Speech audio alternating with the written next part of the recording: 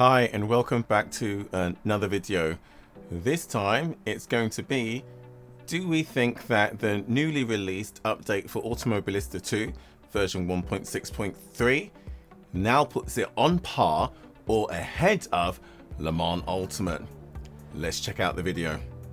As a disclaimer, I should say, well, do I have to say it? If you're watching this video, I'm hoping you've watched my previous videos, so you know that I have been deep down the rabbit hole of Le Mans Ultimate for the past 2 months, ever since Studio 397 released their interim VR update on the 24th of September. And since then, coming from someone who has always been somewhat of an rFactor 2 fanboy when it came to their force feedback and their physics engine, I have been loving the racing experience in Le Mans Ultimate. It truly has rekindled my love affair with sim racing, something that has dwindled and waned over the last 4 to 5 years for various reasons. But Le Mans Ultimate, with the way that its driving experience is so surreal, it's just amazing. If you haven't tried it, give it a go. But it truly makes driving intuitive. It really makes a racing experience enjoyable because I spend most of my time concentrating on the racing and allowing my instincts and intuition to respond to what the car is doing, what I'm feeling through the wheel, and what I'm seeing on track. But I'm not having to focus all of my concentration on what I see to interpret what's going on. Studio 397, just like they did with rFactor 2, give us a game in Le Mans Ultimate that allows you to race based on instinct. So, that said, Studio 397, you know where I stand. How does Racer do with their new version 1.6.3? Because up until now, and as I said in my previous video when comparing Automobilista 2, Assetto Corsa Competizione, and Le Mans Ultimate, I remarked again that racing in Automobilista 2 possibly was the least enjoyable for me when it came to the physical feedback that you got through the wheel. And I don't mean force feedback, not whether the force feedback is good or not, but what the force feedback is telling you from the physics engine. So I put down my marker and I said that for me, Le Mans Ultimate is the best sim racing experience on the market in 2024 right now, in my opinion. Behind that, who knows what comes next, depends on what day of the week it is, and it depends really on which camp you sit in. However, for me, it's not subjective, it's objective.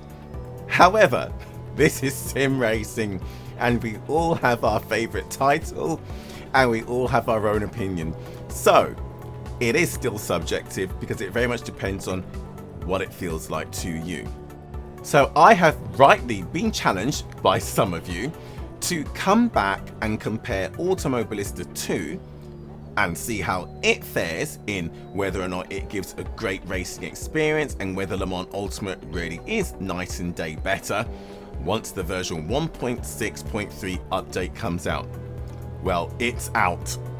And spoiler alert, for those of you who do not want to go any further into this video just to find out the answer, in the next 10 seconds, I'm going to give you a moment to put your fingers in your ears if you don't want to hear, or go turn off the video, because I'm just going to tell you what the answer is in my opinion. Right, are we okay to talk about it? Anybody who doesn't want to know has skipped ahead, right? Only the people that want to know right now are still watching, still listening. No. The answer in my opinion is no.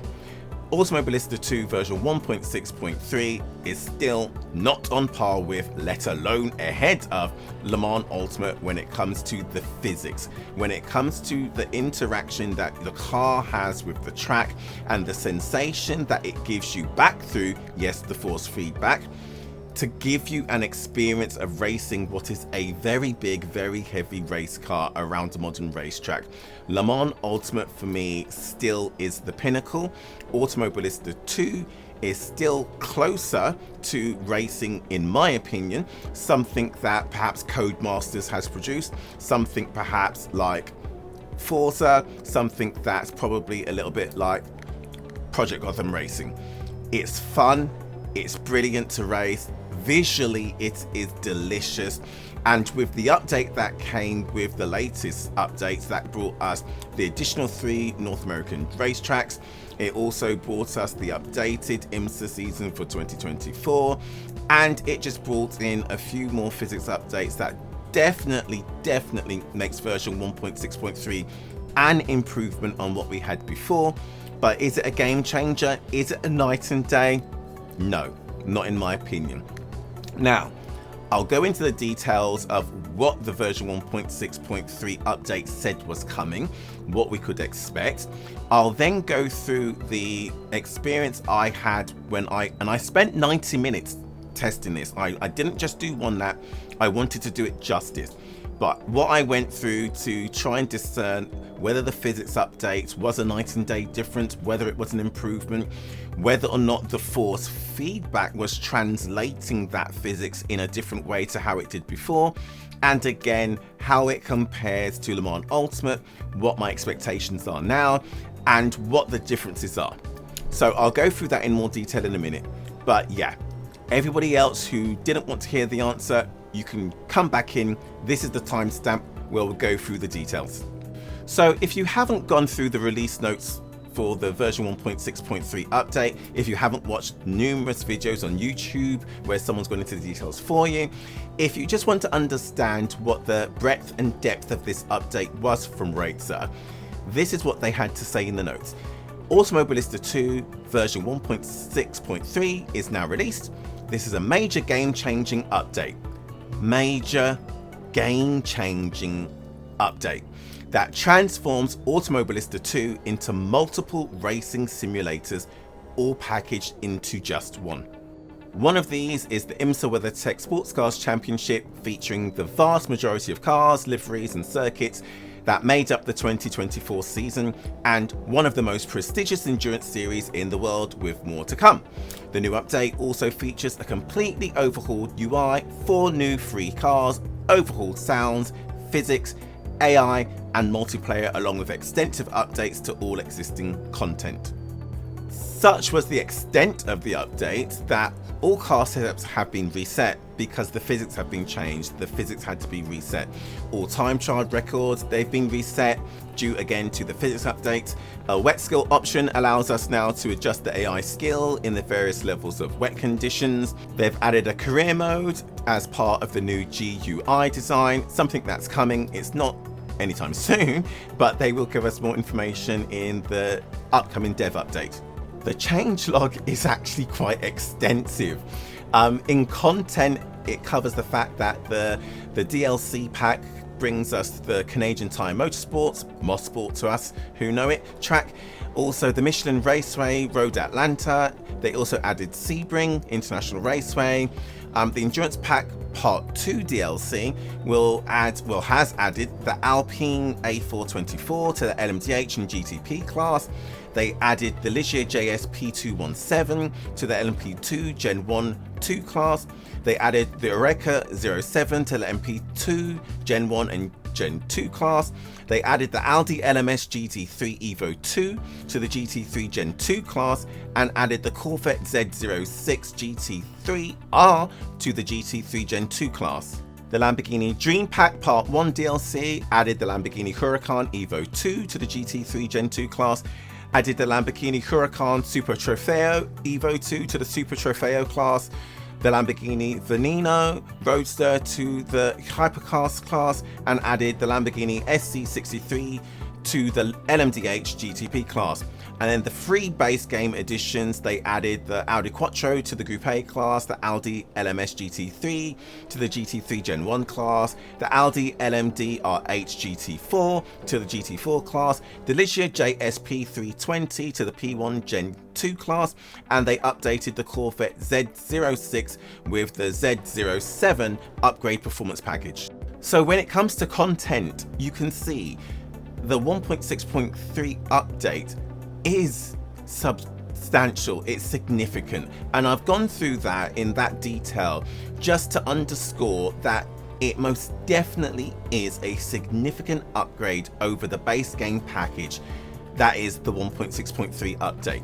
I'm not going to go through the rest of the notes. They're extensive. This video would be half an hour long, but I'm going to skip to the physics updates because that's what we're here to talk about, right?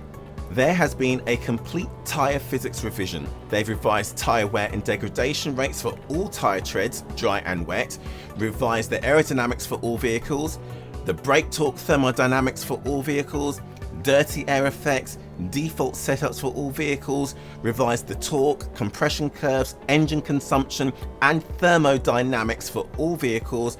There are minor FFB revisions to all vehicles to better suit the latest physics revisions. The LMDH and GTP have all had revised boost maps and torque curves. They've reduced the auto ERS attack mode usage time at the start of a race. F Ultimate in both generations. They've decreased the lowest ERS balance mode deployment. They've revised differentials for the F V10 Gen 2, the F Riser, the F Ultimate both generations, and the McLaren Senna. The F Trainer, both models, have had disabled adjustable radiator opening and brake ducts. The F High-Tech Gen 2, they've corrected the active suspension damping default setting. The Nissan GT-R GT3 has revised suspension. The Group A, all models have revised suspension and engines. They've added functioning handbrakes to the Brabham BT62, the Corvette CBZ07, the Lamborghini Veneno, the McLaren F1, the McLaren Senna. The Brabham BT52 has fixed right rear suspension wheel alignment and adjusted front steering axes. And then they go on to talk about the AI and the audio and the tracks and the vehicles. It is a mammoth update. I went through all of that in detail just to emphasize that I did as much justice as I could to the update when doing this test. I wanted to acknowledge and recognize the fact that I will have a lot of confirmation and recency bias because I've spent the last 8 weeks doing nothing other than Le Mans Ultimate and absolutely loving the thrilling racing experience and that physical interaction that we have with the vehicles in Le Mans Ultimate. So I wanted to make sure I didn't shortchange Automobilista 2 with the 1.6.3 update. To further ensure it was a fair test, what I also did was I set the force feedback in Automobilista 2 to the default setting for the first test run, then the default plus setting for the second run, and then I went back to the custom profile, the Daniel Kart profile I got from the forum and then tweaked, that I have been using up until now in Automobilista 2 pre-version 1.6.3 update. In an ideal world, if I was going to have Automobilista 2 as my default baseline race everyday sim, I should also then go and adjust my wheelbase settings to get them to suit whatever the idiosyncratic settings are that are best for Automobilista 2. I haven't done that though. I left them based on the wheelbase settings that I was using previously and used consistently across all sims, whether it's AC, ACC, R Factor 2, Le Mans Ultimate, or Automobilista 2. I used the same settings so it was consistent. I also used the same session settings, so the same car, the Porsche 911 RSR GTE, again, both in Automobilista 2 and in Le Mans Ultimate. I used the same fuel level, 25 litres, the same date, 16th of August 2024, and the same time of day, 9 AM. And then of course, I used the same weather settings. It was a clear day. Now, what I was hoping to experience when leaving the pits on that first test was that I would immediately feel this night and day game-changing, remember? Game-changing update. This night and day physics. So I'm not talking about force feedback. I'm not talking about whether or not I feel forces through the wheel, but I'm talking about what I feel through the wheel. Primarily, whether or not I feel the weight of the car, the inertia, because that is what Le Mans Ultimate does so well and allows you to race intuitively. And straight out of the pits, straight down to turn 1, I didn't feel it. However, I then had to remind myself we also now have cold tyres. I literally sailed straight off the track at turn 2. I didn't brake. Well, I tried to brake, but I didn't retard the car. I went straight off the track on the cold tyres. Take 2. On the second attempt to exit the pits and get around the track, I remembered cold tyres and paid more attention to what I was feeling. I could feel the road surface, because remember, we have force feedback. So we're not talking about the force feedback. We're talking about how did the road surface feel? Did it feel like a billiard table, or did it have imperfections? And I could feel it had imperfections. But I also wanted to feel whether or not I could feel weight shifting from the left to the right, so laterally, or whether I could feel the longitude changes when I accelerated and broke. Could I feel the squatting, the pitching of the nose? And could I feel the yaw when traversing a medium or high speed corner? Could I feel that sensation you get in that mid-engine 911 where the rear wants to overtake the front of the car? And I couldn't feel it.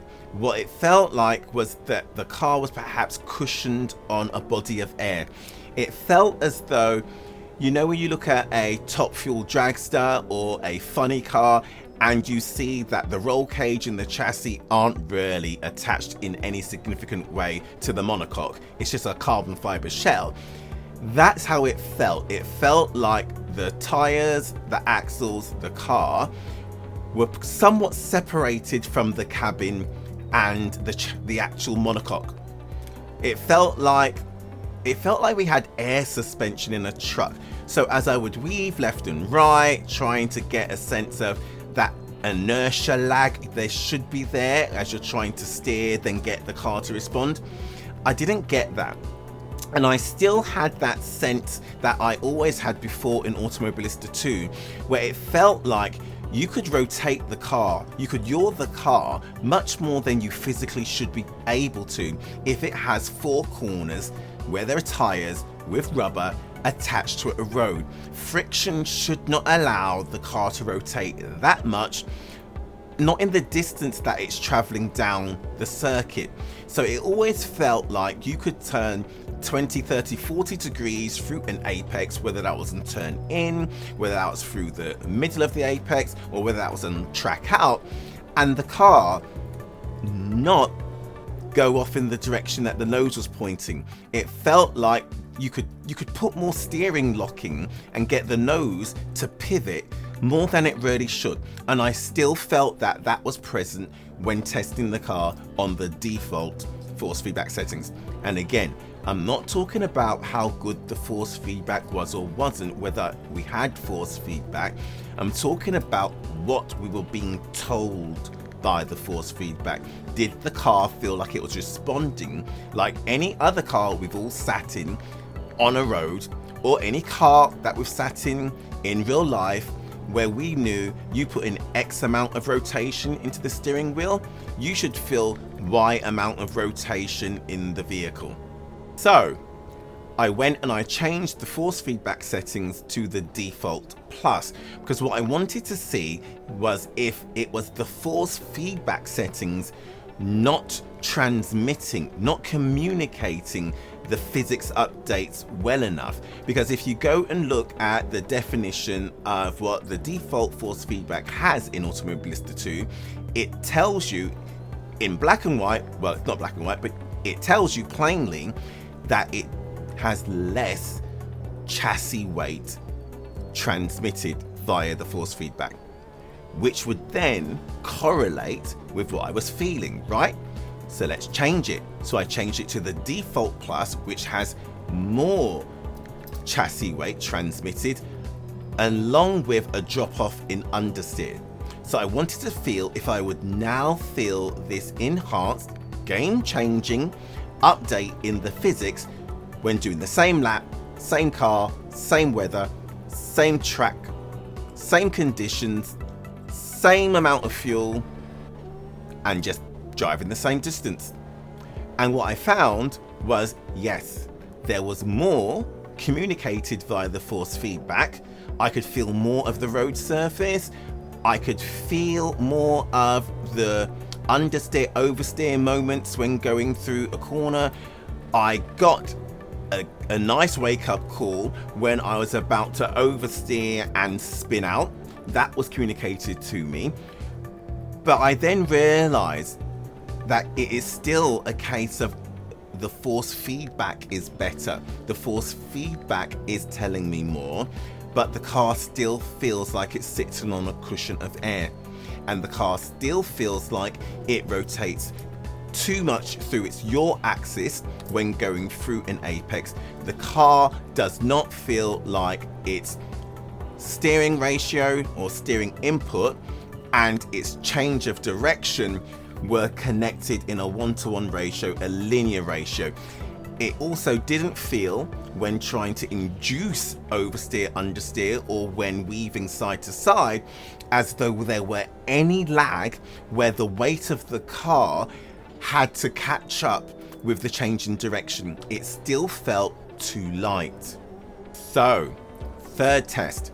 I changed back to the custom force feedback profile I was using, the Daniel Kart profile. Now, for those of you who watched my previous comparison video earlier on in the year, where it was R Factor 2, AC, ACC, and Automobilista 2, you'll recall that the Daniel Kart profile was the one that came the closest to giving me a force feedback experience to the one that I have in R Factor 2. So it still wasn't the same, but it changed Automobilista 2's force feedback from feeling very Codemasters to something that was much more sophisticated. And that is what I got when testing it again in the version 1.6.3. I could feel more being communicated back to me. I could feel the damper effect so that the steering felt heavier. I could feel that the force feedback was communicating more about the road surface, about the curbs, about changes of direction, about oversteer, about understeer. It was improved. But I still had the same sensation of the car sitting on air.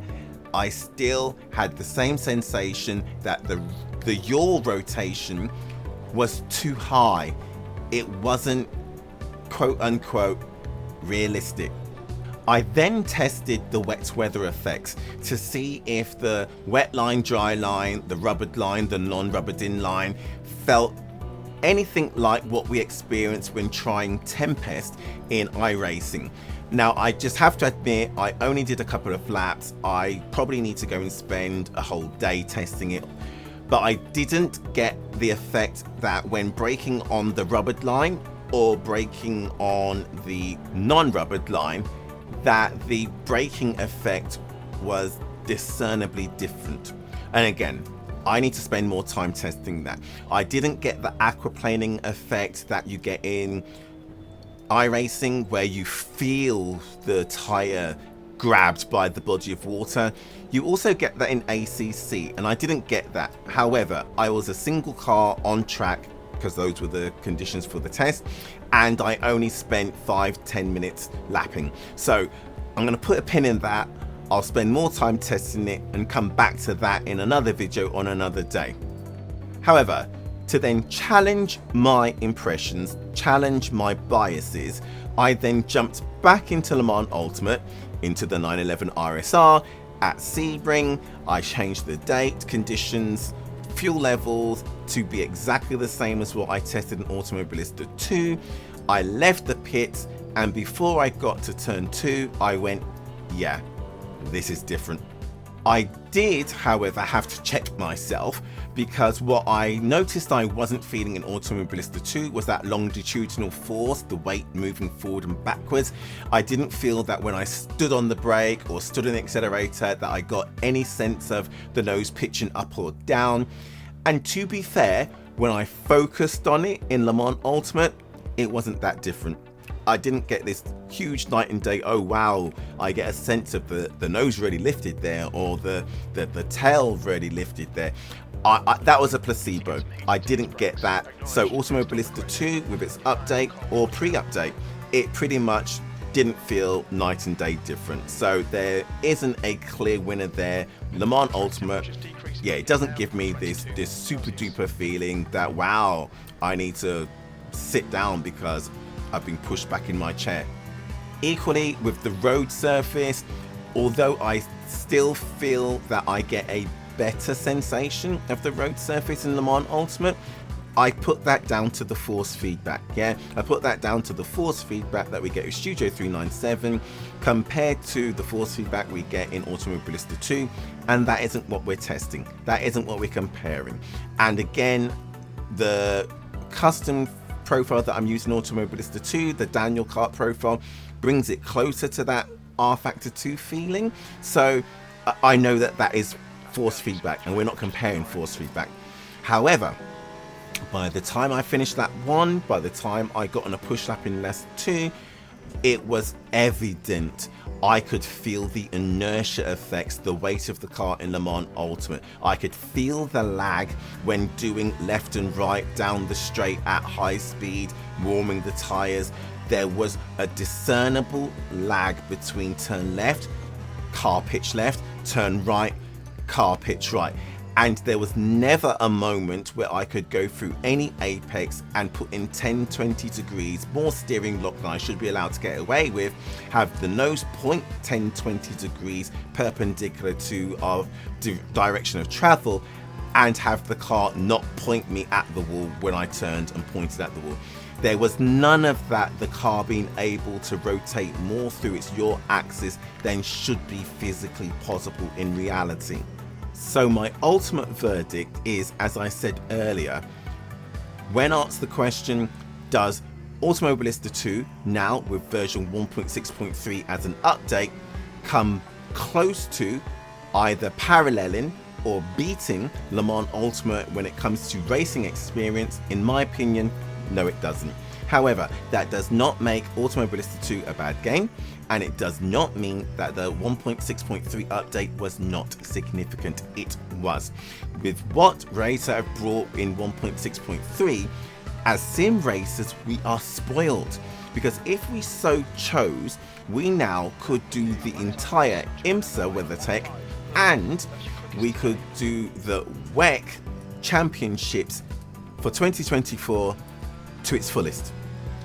The only reason why I personally might not do that is because the driving experience across the two is too different for me. I'm loving Le Mans Ultimate. However, if you don't love Le Mans Ultimate or have no intention of ever getting it, and you did not own Automobilista 2 and was looking for something that was fun to race, something that was going to be supported and have a high population of other players online, well, considering, again, it is a significant update in content, and the physics update is definitely a difference over what we had with the pre 1.6.3, and with the fact that Low Fuel Motorsports is supporting Automobilista 2. If you ask me, would it be worthwhile buying Automobilista 2 if I just want to race, have fun and enjoy a series that is emulating a current real life series? No hesitation, get it. No hesitation whatsoever, especially if you're a VR racer, because Le Mans Ultimate isn't polished yet. They are bringing official VR support on the 10th of December, but because it's not here yet, and because it's still early access, for a VR racer, if you're looking for a polished experience to go out, have fun, again, in a modern supported series that emulates a real life series you can watch right now, get Automobilista 2. The eye candy experience is unbelievable. The audio experience is amazing. And the racing is fun. However, if you are a sim racing elitist snob like me, hands up, you know we exist. Those of us who are looking for the absolute nth degree in realism and are searching for that sim that gives us as much tactile feedback as possible on top of visuals, then for me, Le Mans Ultimate still wins. And considering it isn't finished yet, Le Mans Ultimate holds out the most hope for me. And considering in just a few days time, 6 to be exact, we get the Le Mans GT3 added to Le Mans Ultimate, then for me, that's the winner. So, to answer the question, is Automobilista 2 version 1.6.3 on par with or better than Le Mans Ultimate? In my opinion, no, but you let me know in the comments what you think. Do you agree with anything I said? Challenge me on the things you don't agree on, educate me on the things I got wrong, or comment on the things that you two agree with me. Let me know. I will see you in the next video. Have fun. Let's go.